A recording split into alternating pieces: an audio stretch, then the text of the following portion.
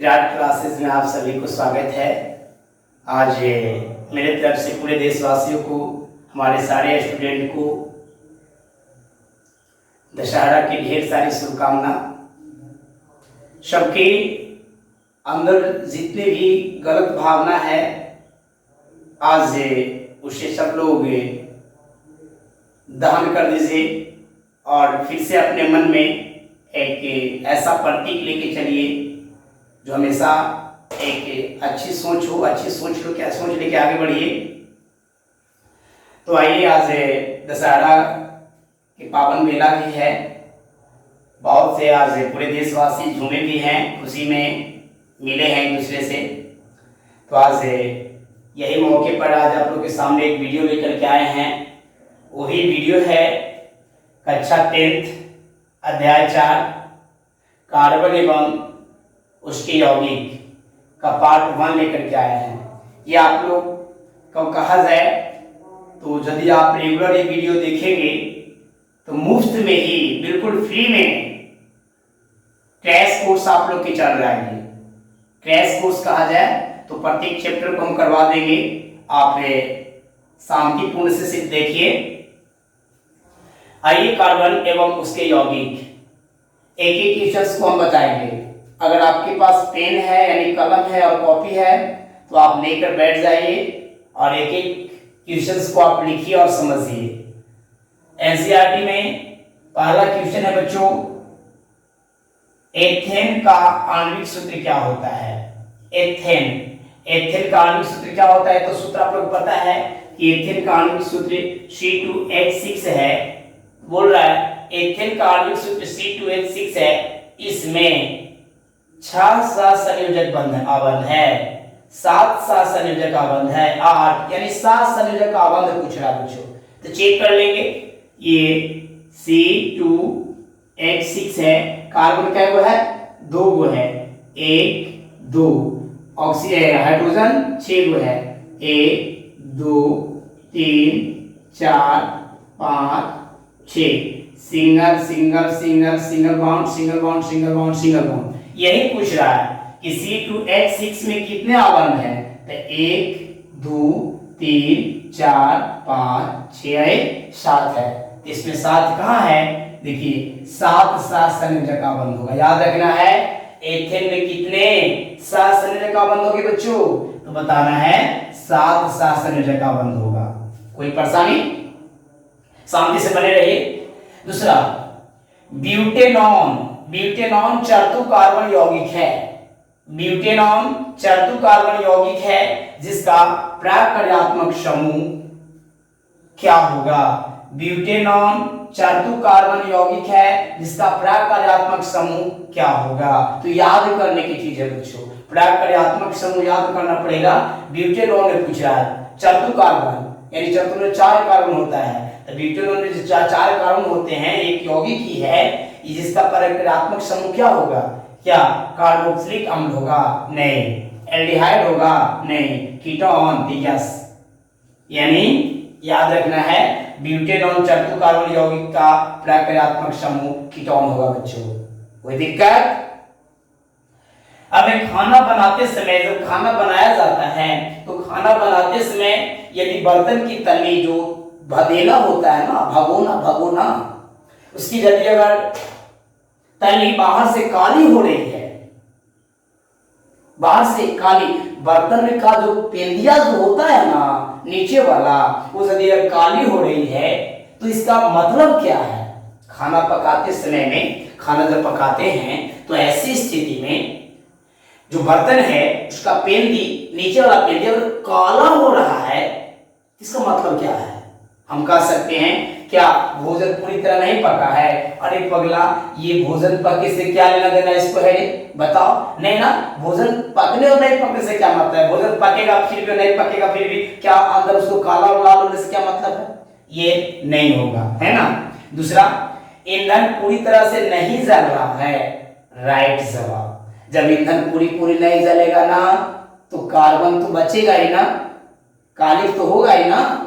जैसे पूरा जल जाता तो कालिक नहीं बचता, लेकिन जैसे ही पूरा पूरा नहीं जल रहा है तो कार्बन ही कालिख बन जाता है, कालिख के रूप ले लेता है, तो ईंधन पूरी तरह से नहीं जल रहा है। हमें पूरा विश्वास है कि आपको समझ में आ रहा होगा। एथेन का आणविक सूत्र होता है C2H6, इसमें कितने सात संयोजक का बंध 7। ब्यूटेनॉन धातु कार्बन यौगिक है जिसका प्रक्रियात्मक समूह क्या है, कीटोन। खाना बनाते समय यदि बर्तन की तली बाहर से काली हो रही है, इसका मतलब है कि ईंधन पूरी तरह नहीं जल रही है। कोई दिक्कत बच्चों? अब आगे देखेंगे, इसको मिटा लें। हमें पूरा विश्वास है, लेकिन हाँ मेरे प्यारे बच्चों, मैं आप लोग से आग्रह करूंगा, बार बार विनती करूंगा कि आप लोग मुझे सपोर्ट कीजिए, अधिक से अधिक ये वीडियो को शेयर कीजिए और क्रैश कोर्स के माध्यम से अपने सभी साथियों को बताइए कि साइंस का क्रैश कोर्स स्टार्ट है। आप कभी भी क्लास मिस ना करें, जो भी वीडियो अपलोड करें उसे आप लोग गौर से देखिए और लाइक जरूर करें, कमेंट जरूर करें, है ना। कोशिश करेंगे समझा दे अधिक से अधिक। एक क्वेश्चन है बच्चों, एक क्वेश्चन कर रहा है प्रश्न नंबर 4, CH3Cl में, यानी क्लोरोमीथेन इसको बोलते हैं, क्लोरोमीथेन में अवंध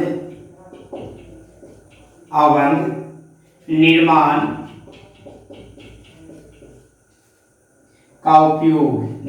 का उपयोग कर सहसंयोजक अवंध की प्रकृति समझाइए।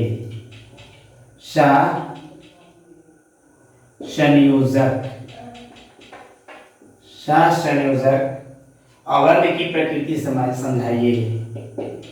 अवंध की प्रकृति समझाइए।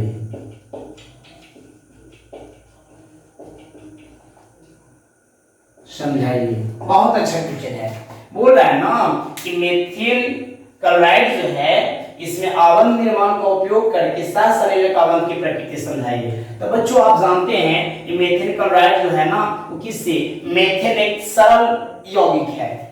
मेथिल CH4 जो है एक सरल यौगिक है, जिसमें आप देख रहे हैं कि एक कार्बन है और 4 हाइड्रोजन है, 1 2 3 4 हाइड्रोजन है बच्चों, है ना। लेकिन कहा जाए तो ये मेथिल क्लोराइड कैसे बन गया या क्लोरोमीथेन कैसे बन गया, क्लोरोमीथेन कैसे बना, तो जानते हैं 4 हाइड्रोजन है, उसमें से किसी एक हाइड्रोजन को क्लोरीन के द्वारा, जैसे यहाँ पे क्लोरीन आ गया, हाइड्रोजन क्या कर दिया, हटा दिया। बताना है क्लोरोमीथेन कैसे बना। तब क्लोरोमीथेन बना है मेथेन से। मेथेन का सूत्र CH4 होता है, लेकिन क्लोरीन आता है और कोई एक 4 हाइड्रोजन में से किसी एक हाइड्रोजन को विस्थापित कर देता है।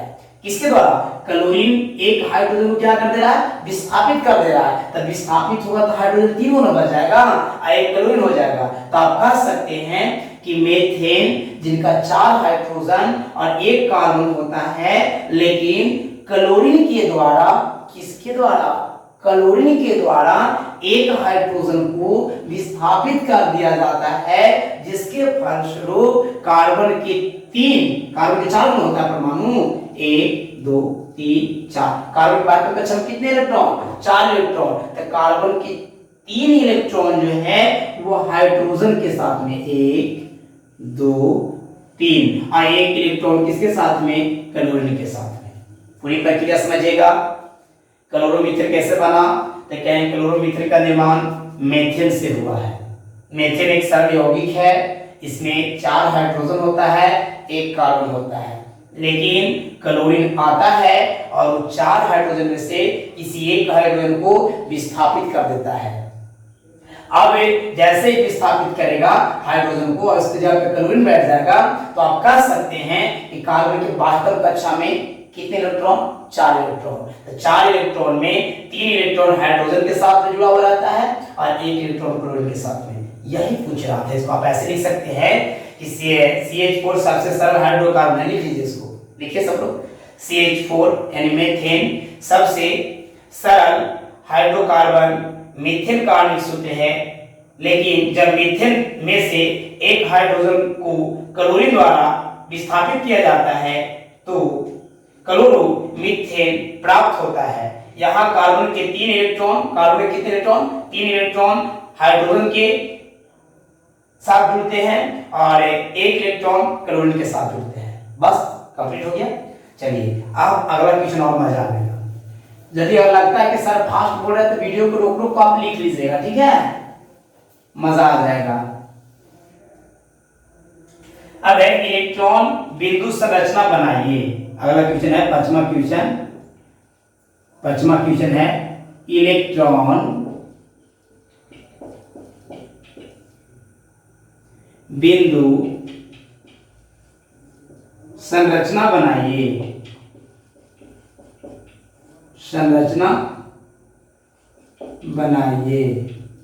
इलेक्ट्रॉन बिंदु संरचना बनाने की बात कर रहा है ना।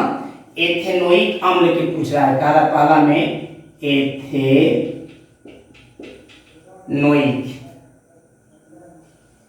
एथेनोइक अम्ल का संरचना सूत्र बारी बारी से पूछ रहा है। इलेक्ट्रॉन बिंदु संरचना, इलेक्ट्रॉन बिंदु संरचना का मतलब होता है जितने भी जो तत्व होते हैं उसके बाह्यतम कक्षा में जो इलेक्ट्रॉन होता है बच्चों, जितने भी तत्व है और उसके इलेक्ट्रॉनिक विन्यास करते हैं, तो जो बाह्यतम कक्षा में इलेक्ट्रॉन होता है उसे संयोजी इलेक्ट्रॉन कहते हैं। तो संयोजी इलेक्ट्रॉन को बिंदु के द्वारा दर्शाना ही इलेक्ट्रॉन बिंदु संरचना कहलाता है।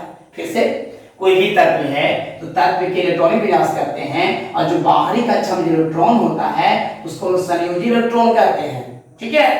तो वही संयोजी इलेक्ट्रॉन को बिंदु से दर्शा देना है, हो गया इलेक्ट्रॉन बिंदु संरचना। तो पहले तो एथेनोइक अम्ल के सूत्र पता रहेगा तब ना। इसका सूत्र होता है CH3COOH होता है, CH3COOH। देखेंगे कार्बन क्या है, 2 कार्बन है, क्या कार्बन, 1 और 1, 2 कार्बन ना, 2 कार्बन लिख देंगे, 1 और 1 यहाँ पर लिख दीजिए। हाइड्रोजन क्या है, 3 है। तो यहाँ पे आप जानते हैं कार्बन को होता है 4 गो, क्या होता है 4 गो बाह्यतम कक्षा, क्योंकि कार्बन का परमाणु संख्या होता है 6, तो 2 और 4 भारी 4 ना, तो 1 2 3 4 गो दे दिए इसका। अब हाइड्रोजन 3 गो दे दीजिए, 1 2 3, कोई दिक्कत। अब चलेंगे इसका भी 4 गो, 1। अब ऑक्सीजन 2 गो है तो 1 ऑक्सीजन यहाँ दे दीजिए और 1 ऑक्सीजन यहाँ दे देंगे। तो यहाँ देने का मकसद है कि इधर 2 को दीजिए, क्योंकि इसको बाह्यतम कक्षा में 2 रहता है, ऑक्सीजन के बाह्यतम कक्षा में इसका 8 होता है ऑक्सीजन का, 2 और 6, इसको 2 चाहिए। ऑक्सीजन के बाह्यतम कक्षा में 6 है तो कितना चाहिए, 2 चाहिए।